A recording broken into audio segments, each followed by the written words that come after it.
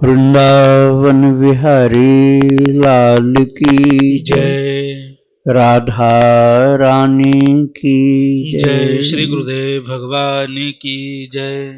श्री राधे राधे। भक्ति प्रश्नोत्तरी कार्यक्रम प्रारंभ किया जा रहा है।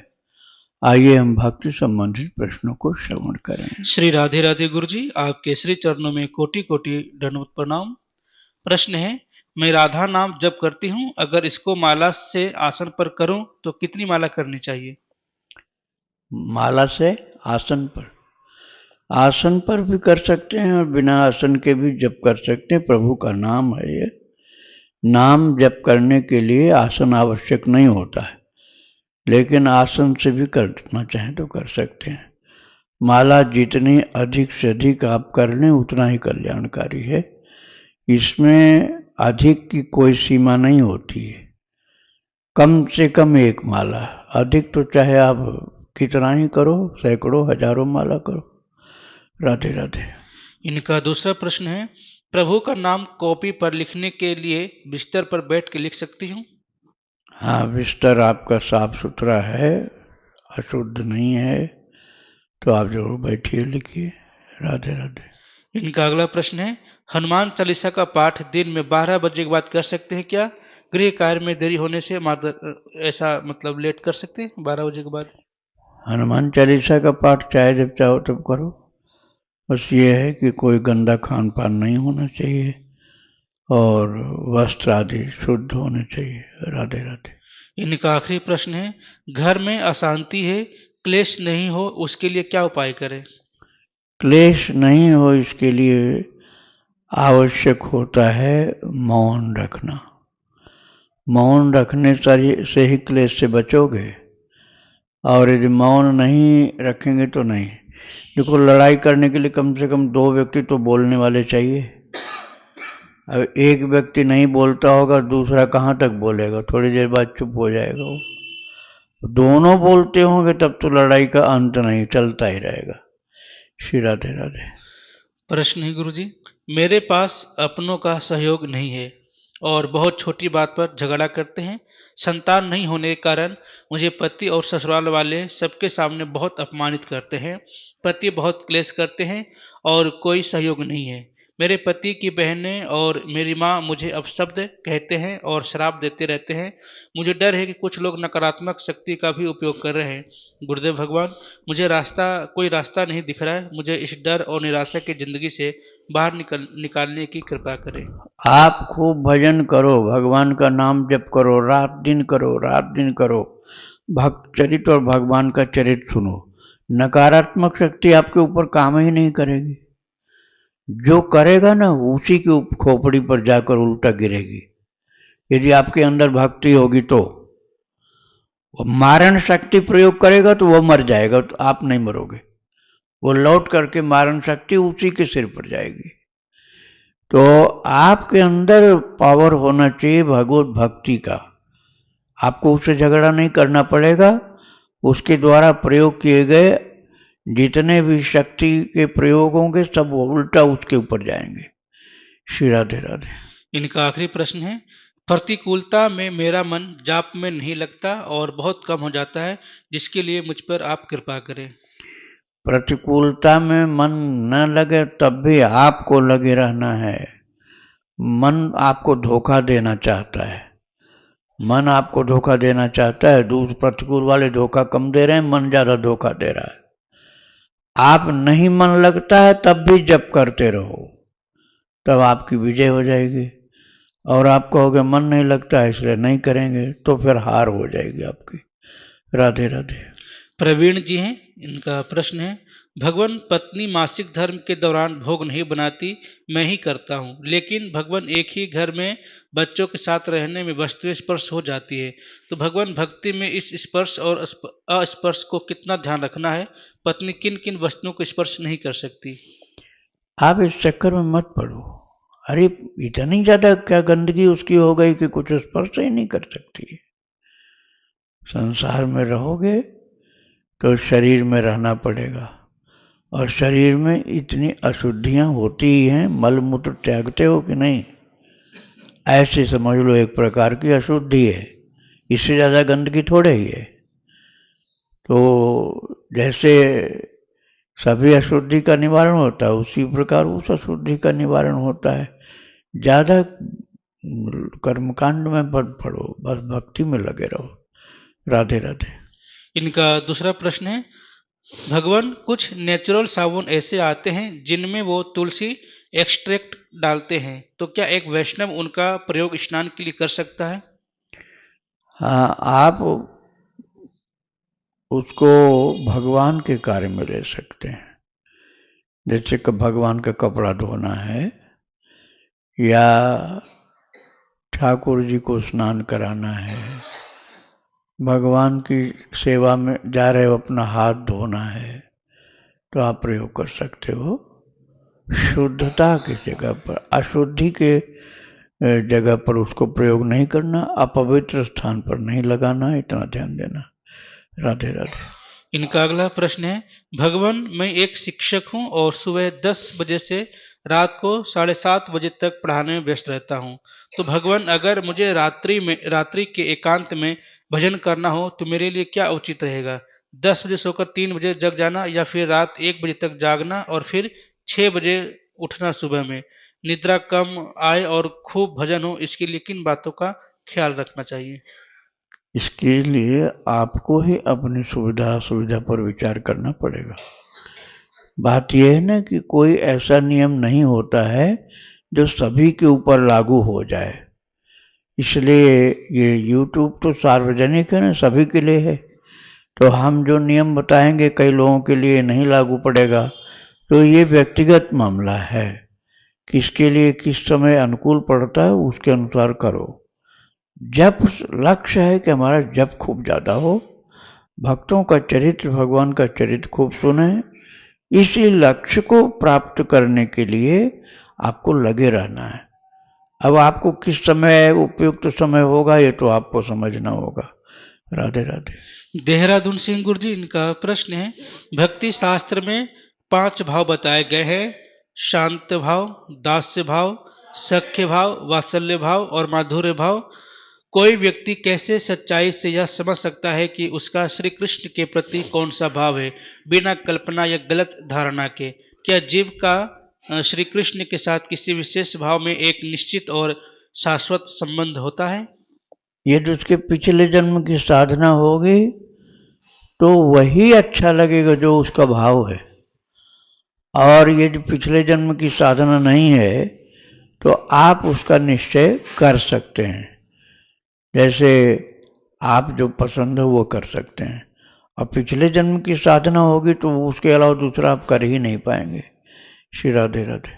गुरु जी, जैसे इनमें से कोई भाव अपने को समझ में नहीं आ रहा है, तो फिर आगे चल के कैसे पता चलेगा हमारा ये भाव? उसके लिए कुछ नहीं, ऐसा समझने का नहीं, इसमें अच्छा लगने की बात होती है। जो आपको अच्छा लगता है, कृष्ण कैसे अच्छे लगते हैं, दोस्त लगते हैं कि बेटा अच्छे लगते हैं कि माता पिता उनको बनाना चाहते हो, क्या किस रूप में अच्छे लगते हैं आपको, ये देखना होगा। राधे राधे। इनका दूसरा प्रश्न है, गुरुदेव मेरा झुकाव माधुर्य भाव की ओर महसूस होता है, पर मुझे डर लगता है कि कृष्ण उस भाव में पत्नी के रूप में स्वीकार करते हैं या नहीं, खासकर जब कोई गुरु मार्गदर्शन के लिए उपलब्ध ना हो। ऐसी स्थिति में माधुर्य भाव में भक्ति कैसे सही और सुरक्षित रूप से की जा सकती है? देखो, ये आपका वैसा भाव गोपी वाला बनता हो तब तो ठीक है, नहीं तो माताओं के लिए सर्व सुलभ है वात्सल्य भाव। वात्सल्य भाव में कोई खतरा नहीं है, कोई भी परेशानी नहीं। जैसे अपने बच्चे को प्यार करते हो वैसे करना है। माधुर्य भाव में तो जब तक आपका आकर्षण उधर नहीं हो रहा है तब तक नहीं जाओ। राधे राधे। इनका आखिरी प्रश्न है, कभी कभी श्री कृष्ण की याद इतनी गहरी हो जाती है कि बहुत ज्यादा आंसू आ जाते हैं और मन भारी हो जाता है। क्या यह भक्ति के मार्ग पर एक साधारण अनुभव है, और इस प्रकार की विरह भावना को कैसे समझना और संभालना चाहिए? ये कृपा है आपके ऊपर, कृपा का दर्शन करो। इसमें भगवान की कृपा का ही दर्शन आपको करना है, अपनी विशेषता नहीं माननी है। ध्यान रखना इस बात को। आपने यदि अपनी विशेषता मानना शुरू कर दिया कि हम तो बहुत बड़े भक्त हो गए, तो गलत हो जाएगा, बिल्कुल गलत हो जाएगा। अपने को बड़ा भक्त मत मानो, ये मानो कि प्रभु की हमारे ऊपर कृपा है, जो उनके लिए आंखों से आंसू आए। तो उनकी कृपा का दर्शन करोगे तो अहंकार से बच जाओगे, और आप अपनी विशेषता मानोगे तो अहंकार आपके सिर पर आ जाएगा। राधे राधे। रेशमी जी हैं भागलपुर से, इनका प्रश्न है, गुरुजी मेरे जीवन में पिता की कमी है और न ही मेरी माँ इस दुनिया में है, तो मैं ठाकुर जी से पिता का भाव रखती हूँ और राधे नाम का जब भी करती हूँ तो मुझे ठाकुर जी की कौन सी कथा सुननी चाहिए और कैसे भक्ति करनी चाहिए, कैसे आगे बढ़ सके इस रास्ते पर, कृपया मार्गदर्शन करें। कोई ऐसी उदाहरण दे करके जो पिता मान करके आगे बढ़े हो इस मार्ग पर। आप कथा सुनने में किसी प्रकार से अपने को मत ऐसा सोचे कि ये हमें नहीं सुनना है। कथा तो सब सुननी है। हाँ, जो आपको कथा समझ में नहीं आती है, जैसे गोपियों की कथा मान लीजिए आपके भाव में नहीं बैठती है, तो भले उसको मत सुनिए। लेकिन और जो भाव हैं, प्रभु हमारे मालिक हैं, सखा हैं, हमारे कृपालु भाई हैं या पिता हैं, इन सब को आप स्वीकार करिए। वात्सल्य भाव भी सुन सकते हैं।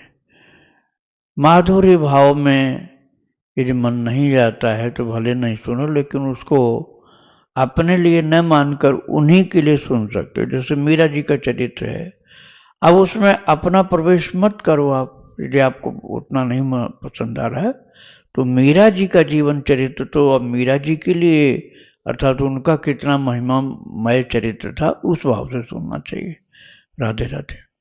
मनीष जी है मुंगेर से, इनका प्रश्न है, अब मुझे समय का बहुत अभाव होने वाला है, कुछ ही सप्ताह खाली है मेरे पास, कृपा करके राम नाम का कोई बहुत ही शक्तिशाली अनुष्ठान बताएं जिससे राम नाम पे मेरा विश्वास बहुत बढ़ जाए, जैसे तुलसीदास जी और कबीरदास जी को था। गुरु जी कोई बहुत ही गुड़ प्रश्न के जवाब स्वप्न के जरिए मिल जाए, कृपया करके इसका उपाय बताएं। आप पहली बात तो मौन रखो। जब आपके पास समय है तो पहली बात तो मौन रखो। दूसरी बात ये, राम नाम भगवान के नाम के अलावा और कुछ नहीं बोलो। बोलना है तो केवल प्रभु का नाम बोलो, और उनके चरित्र, उनके भक्तों का चरित्र सुनते रहो। न्यूज मत देखो, समाचार पत्र नहीं देखो, और खेल खिलाड़ी को मत देखो, तो भक्ति बढ़ेगी। और ये सब देखोगे आप या सुनोगे तो भक्ति में आपके अड़चन पैदा होती रहेगी। श्री राधे राधे। सहारनपुर से गुरु जी, इनका प्रश्न है, एकादशी का उद्यापन का विधान बताने की कृपा करें। उद्यापन का विधान जो होता है वो अमीर के लिए अलग होता है, गरीब के लिए अलग होता है।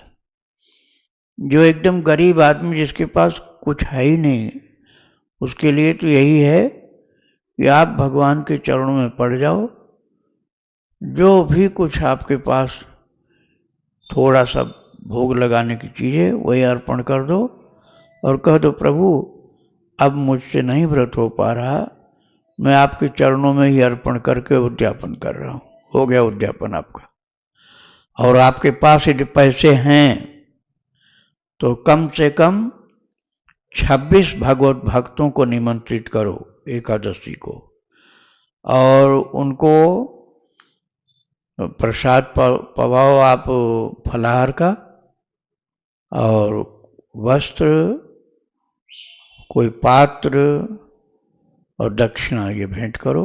अगले दिन फिर भंडारा करो द्वादशी को पकवान का, और उस दिन भी कुछ भेंट करो, दक्षिणा और सामान, और उनको सम्मान दो, आदर करो, प्रणाम करो।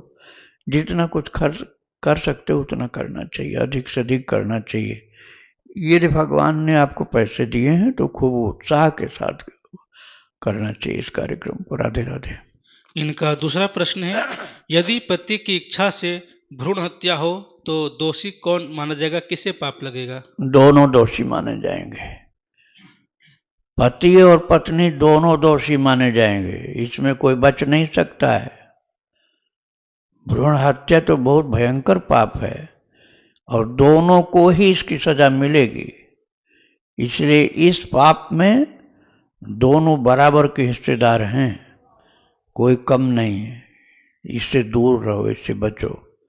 राधे राधे। गुरुदेव, अगर ऐसी भ्रूण हत्या जैसी दोष हो गया हो, पाप हो गया हो, तो इसका प्रायश्चित कैसे करें? पहले यदि हो चुका है तो आगे के लिए सचेत हो जाओ, पर कभी करना नहीं है। और किसी महान पुरुष के चरणों में जाकर शरणागत हो जाओ और दीक्षा लेकर जीवन भक्ति में बना लो। भगवत चरणों में शरणागत हो जाओ। प्रभु की कृपा से ही सब पापों से मुक्त हो पाओगे। राधे राधे। पंजाब से गुरुजी, इनका प्रश्न है, क्या 1,00,000 राम राम और 1,00,000 राधे राधे लिख सकते हैं दीक्षा के लिए? मैंने पहले 1,00,000 राम राम लिखा है। हनुमान जी प्रश्न होते हैं और 1,00,000 राधे राधे लिख रही हूँ, वह मेरे इष्ट हैं। हाँ बिल्कुल, आप लिख सकते हैं। 1,00,000 राम राम, 1,00,000 राधा राधा आप लिख सकते हैं दीक्षा के लिए। राधे राधे। इनका दूसरा प्रश्न है, गुरुदेव जी, राम राम राम मैंने पहले लिखा था और फिर बाद में राधे राधे लिखने में खूब गैप आ गया था, क्योंकि तब मैंने राम नाम दीक्षा के लिए नहीं लिखा था, किसी मनोरथ से लिखा था। तब ज्ञान नहीं था। क्या वह दीक्षा के लिए मान्य होगा या पूरा 2,00,000 फिर से लिखना होगा? 2,00,000, पूरा 2,00,000 लिखिए, क्योंकि उस समय आपने दीक्षा के लिए नहीं लिखा था। अब दीक्षा के लिए ही पूरा होना चाहिए। राधे राधे। वंदना जी हैं दिल्ली से, इनका प्रश्न है, जैसे कि हरिदास साधकों के लिए केवल केलीमाल जी, वाणी पाठ, कुंज बिहारी, श्री हरिदास नाम जप और व्रत की कोई अनिवार्यता नहीं होती है, पर मैं भी एक हरिदासी साधक हूँ। मैं व्रत पूजा पाठ करती हूँ, सत्यनारायण जी की व्रत करती हूँ, एकादशी भी करती हूँ और बाकी केलीमाल, वाणी पाठ और कुंज बिहारी श्री हरिदास नाम जप करती हूँ। स्वामी जी की कृपा से जाप भी मन मन में सही चलता है। यह सब केवल अपने प्रभु के लिए ही करती हूँ और बाद में रोज मैं आपकी शरणागत हूँ। प्रभु मेरी कोई परीक्षा मत लेना, क्योंकि मैं पहले से ही हारी हूँ, आपके अधीन हूँ, ऐसा बोलती हूँ। तो महाराज जी, क्या मेरी अनन्यता में ही ये आएगी या मैं स्वार्थी हूँ? कृपया मार्गदर्शन करें। नहीं नहीं, भगवान की भक्ति है, इसमें स्वार्थ वाली कोई बात नहीं है। आपका कार्य ठीक चल रहा है।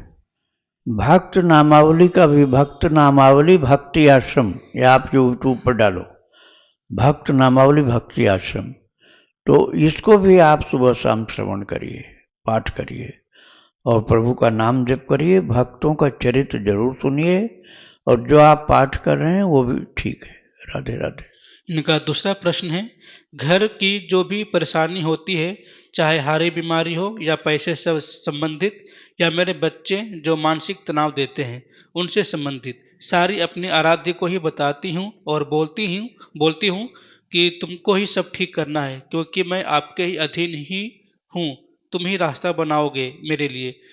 महाराज जी, मैं अपने कर्तव्य को बखूबी संभालती हूँ, मेहनत भी करती हूँ घर को चलाने के लिए।